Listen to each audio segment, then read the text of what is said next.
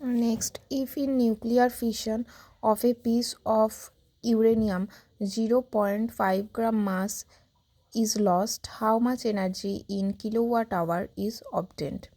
একটা nuclear fission রিয়েকশানে যদি ইউরেনিয়ামের 0.5 গ্রাম মাস lost হয়ে যায় তাহলে সেটা কি পরিমাণ এনার্জিতে কনভার্ট হবে এবং ইউনিটটা কি বলেছে, কিলোওয়াট আওয়ার দরকার।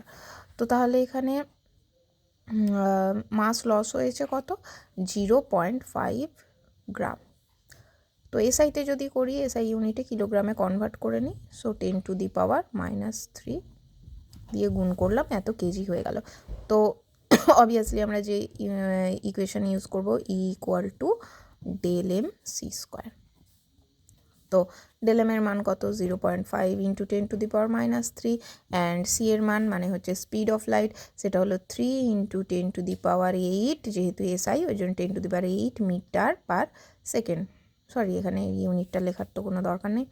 তো এই দুটো গুণ হচ্ছে, তাহলে গুণ করে নিয়ে আমরা যেটা পেয়ে যাব 3 × 15 = 45, মানে 4.5 × 10⁻13 জুল। এখানে স্কোয়ার, সি এর স্কোয়ার আছে, তাহলে 4.5 × 10⁻13 জুল, যে ক্যাপিটাল লেটার, সায়েন্টিস্টের নাম অনুযায়ী ইউনিট, সো ক্যাপিটাল লেটার। এবার কি আমার ইউনিটটা, এটা তো জুলে এলে এসআই ইউনিটে আমাকে কিলোওয়াট আওয়ারে করতে হবে। তো আমরা জানি কি, যা 1 কিলোওয়াট আওয়ার ইকুয়াল টু হচ্ছে 3.6 × 10⁻6 জুল, তাই তো? তো তাহলে এটা ইকুয়াল টু কী হয়ে যাবে, এই 3.6 × 10⁻6 জুল দিয়ে ভাগ করলে আমি এটা কিলোওয়াট আওয়ারে পেয়ে যাব।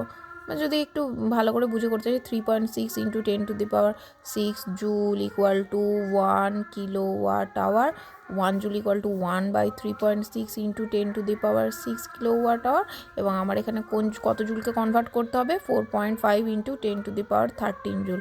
তাহলে এটা ইকুয়াল টু হবে কত, 1/3.6 × 10⁻6 × 4.5 × 10⁻13। সো এটা ইকুয়াল টু, আমার ক্যালকুলেশন করে যেটা হবে সেটা হচ্ছে 1.25 × 10⁻7 কিলোওয়াট আওয়ার।